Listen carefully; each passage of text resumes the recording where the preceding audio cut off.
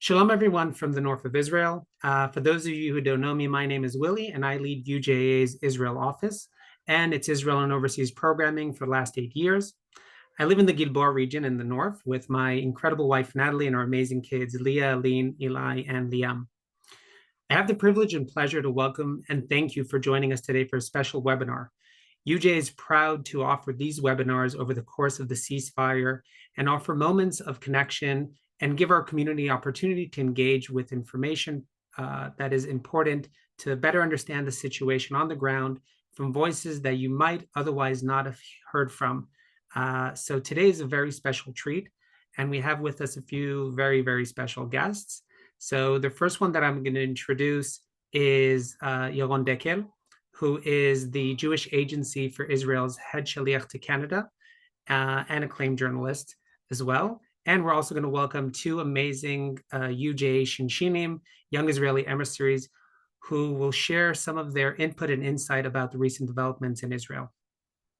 So in order to kick us off, I have, again, the privilege and pleasure of introducing Yaron, who not only leads the Jewish Agency of Israel's operations in Canada and the relationship with our community and UJ for the last 4 years, but he is also an incredibly knowledgeable and influential journalist. I know I'm not doing him much justice by mentioning only some of his amazing accomplishments. He is an award-winning reporter that among some of his achievements is anchoring the national Mamlechti Channel 11 news in Israel, commanding the Galei Tzahal IDF radio station, and for decades breaking stories and reporting on local and global events from Israel and North America.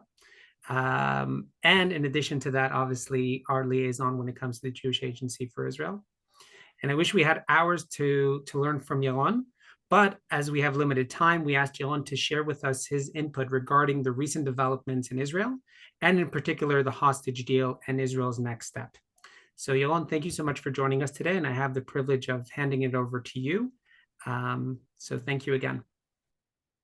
Thank you very much, Willie, and I'm glad to be here. Thank you very much for having me for this webinar. It's really a crucial time, especially tomorrow, and we are going to discuss the tomorrow event, the summit between the President of the United States and the Prime Minister of Israel, which will have a major influence on the future of the region and the situation and the hostages deal.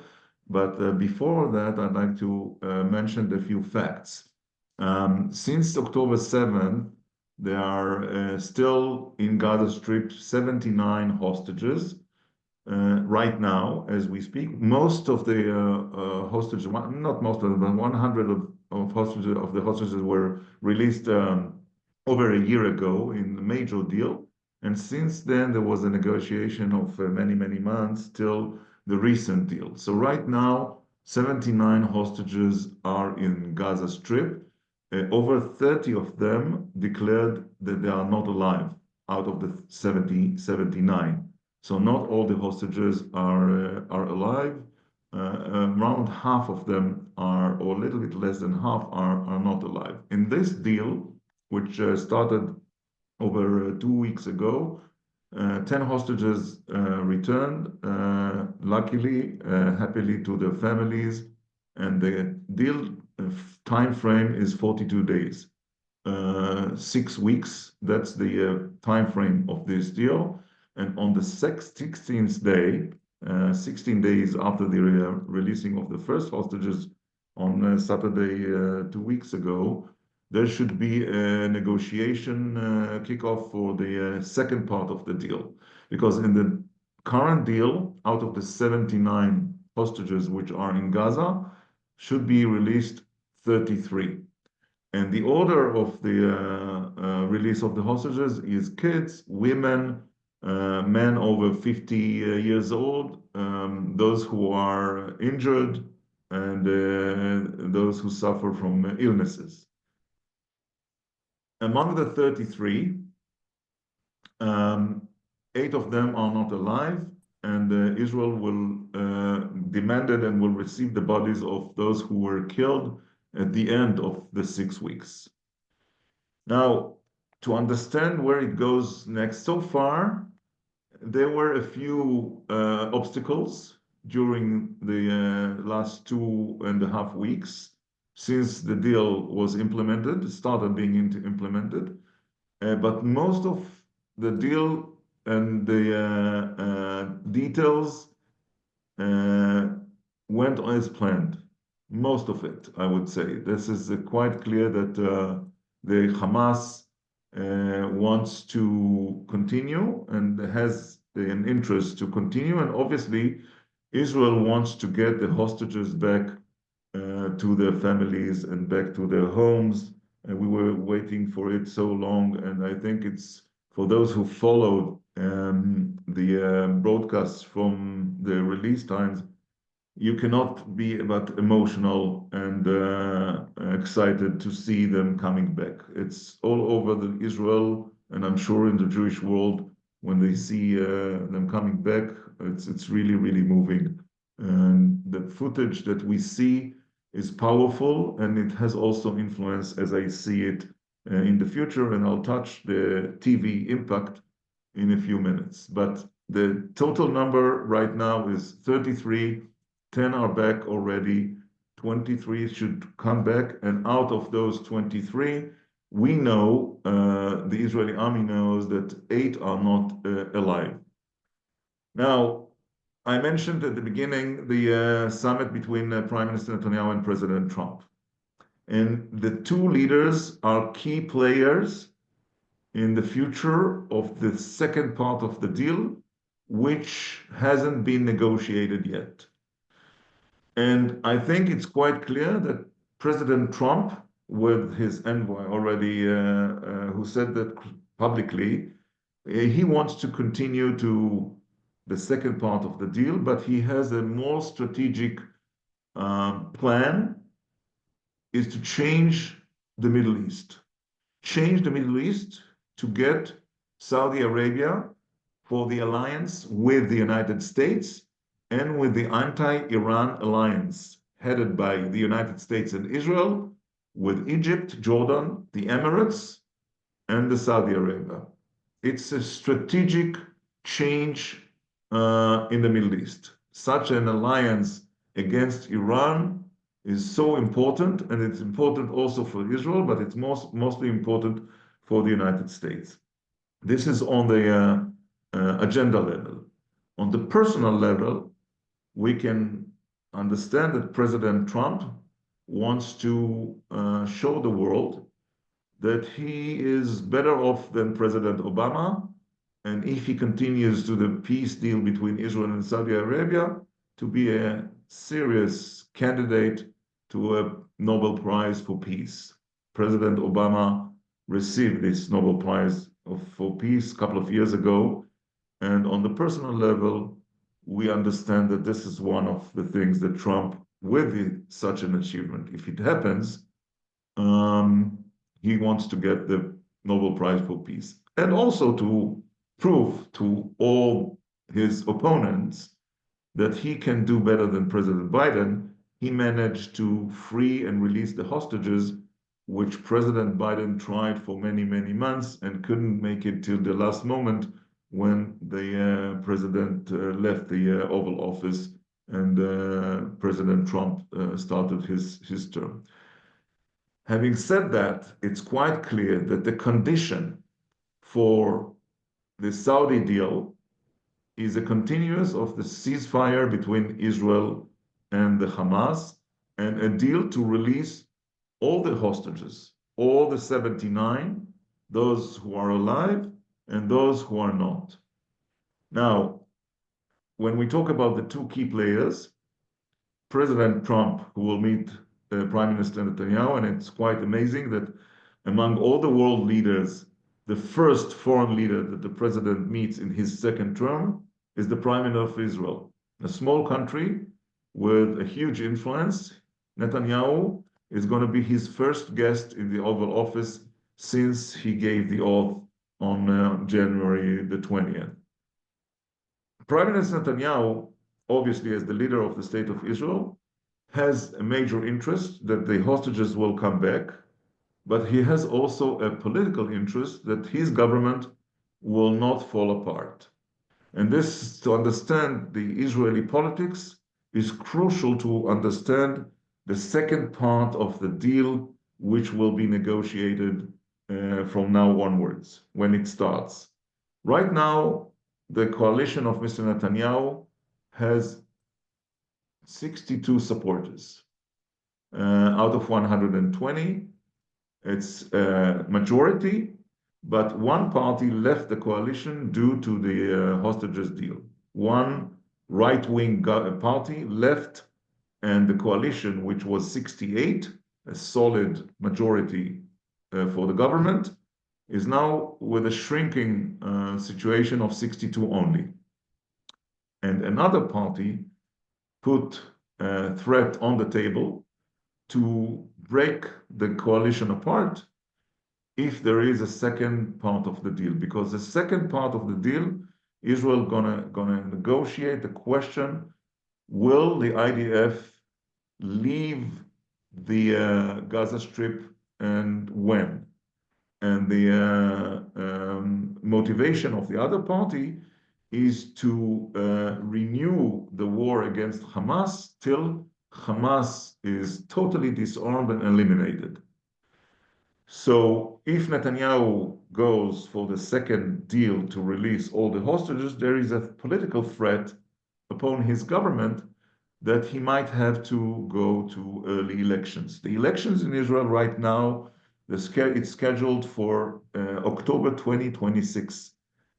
Almost 2 years, 2 years less 4 months, which is a long time in Israeli politics. So tomorrow, the challenge of the two leaders, President Trump and Prime Minister Netanyahu, is to try to find a solution, a magic formula to continue with the second part of the hostages deal without renewing the war, because it will stop any deal, and without and preventing the coalition to break apart.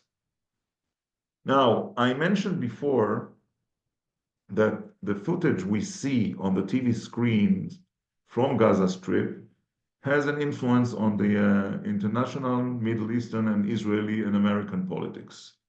On one hand, we saw the hostages coming back. We saw they were embraced and hugged by their families. It was, I think it's quite clear that our eyes couldn't keep being dry when we watch this moving, exciting footage coming from the hostages' families, and when they cross to the vehicles of the IDF or in the helicopter. It's really, really exciting and moving to see that. On the other hand, we saw the Hamas terrorists with guns accompanied them and showing that the Hamas still govern Gaza. And this is the narrative the Hamas wants us to see. It's quite clear from anything that we see from there that Hamas, after 15 months of war, a war which started with their brutality massacre on October 7th, when Israel had a full justification to get into the war against the terrorist, this brutal terrorist organization. Hamas wants to show us the narrative that despite what happened, Hamas still runs Gaza Strip. And it's quite clear that Hamas will not leave this position by a goodwill. It won't happen. And the task of Israel was to get rid of the Hamas. The challenge of the international community and the region and Egypt and the United States is that Israel didn't put on the table any alternative to the Hamas and didn't answer the question, what's going to happen on the day after Hamas? Who's going to run Gaza Strip? Who will be responsible for the next vaccination? Who will take care of the welfare? And who will rebuild the buildings that they were destroyed and destructed by Israel during the war. And also, who will take care of the security to make sure that such atrocities will never come back, will never happen again? Who is the new force? Who is the new power in Gaza Strip that can replace Hamas after so many months? So this is the question, and there is no answer. One way to influence on the future is to take the responsibility for the human aid that comes every day to Gaza Strip, around 600 trucks a day. If Hamas doesn't control the distribution of the food, it will decrease its power, it will decrease its influence tremendously. Now, we also should remember that the region following the last 15 months is more secure for the state of Israel. The Hezbollah, another terrorist organization, suffered a heavy blow in this war, and it's not the same organization as it was before.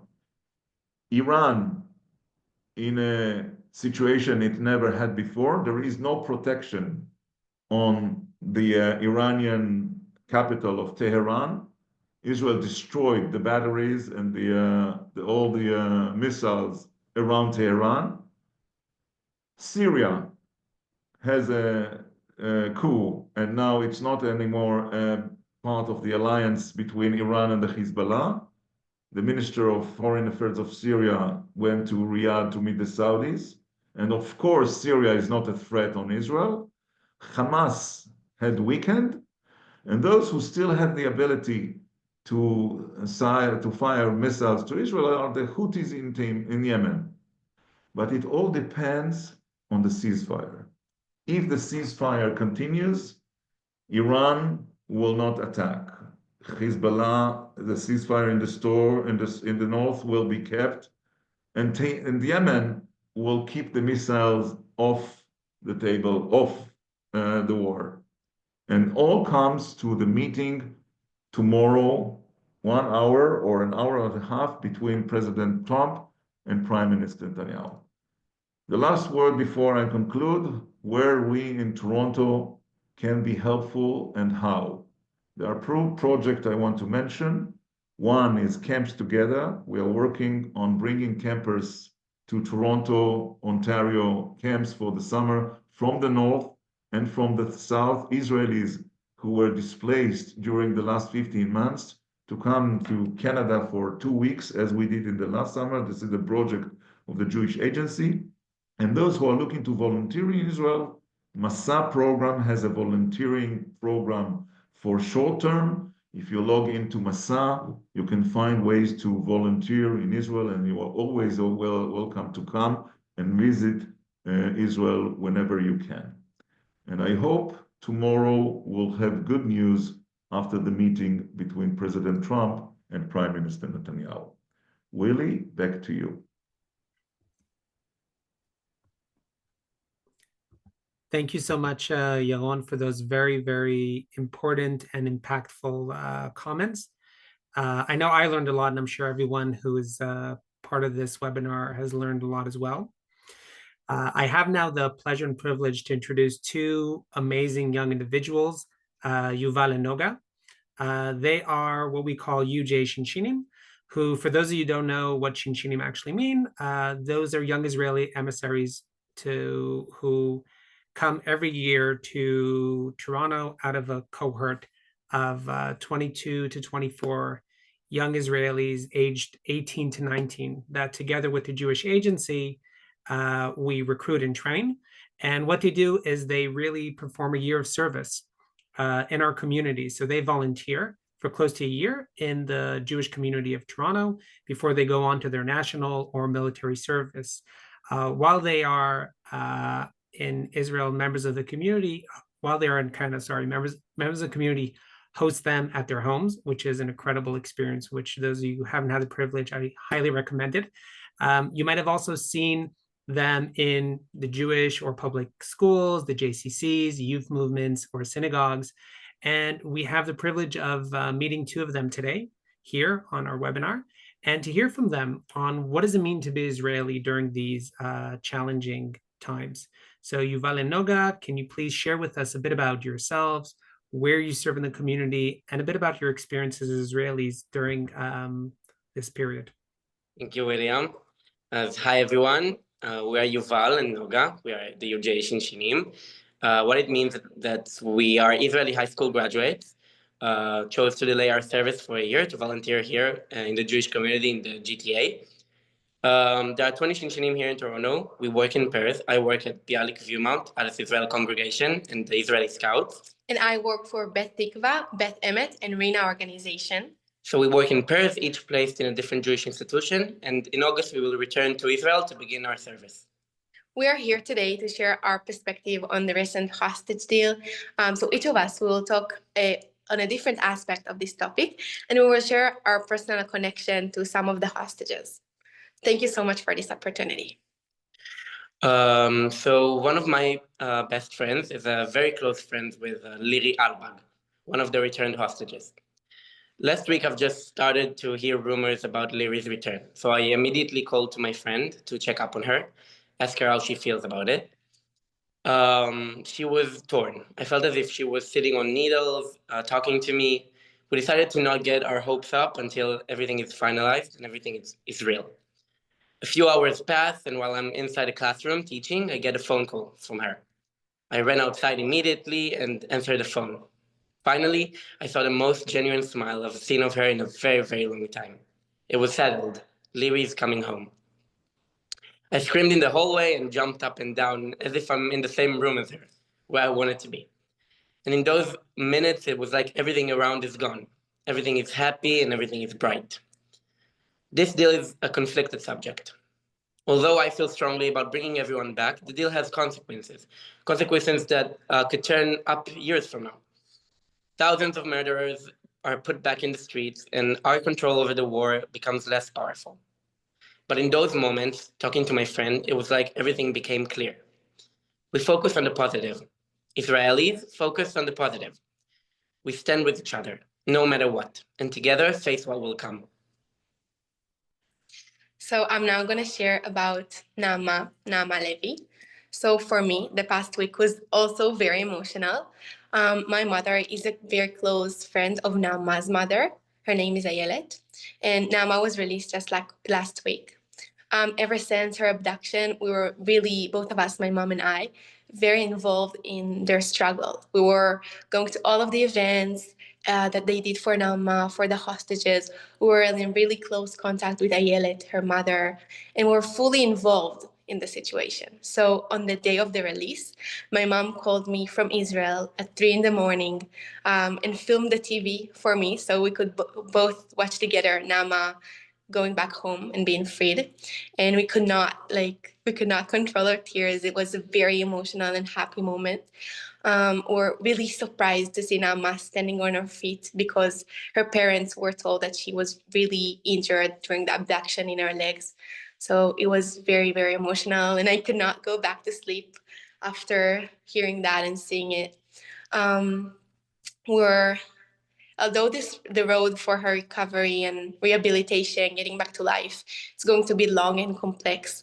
At least she's now home, surrounded by people she loves. She love her and she loves, and it's amazing that this happened. We're so happy, and we kind of feel like not being in Israel at that time. We're missing a little bit from the Israel is all about it, right? So we feel like we miss a little bit of it, but here also we feel really like supported, and everyone here thinks about us, and it's amazing to see it. So for me also, the term deal, it just doesn't sit right. I feel that it usually describes light stuff, right? Like going to the mall and buying clothes. And this is, I just want to say, like, that's not a deal for me. It's lives of hostages, of people that for me were close, right? But that's not a deal. It's people who were turned from their lives 15 months ago, and we have the obligation to bring them back home. So we're really happy, even though there's a price and it's something to think about. But as Yuval said, we focus on the positive, and we hope to see more reunions like this in the future. That's it from us. Thank you.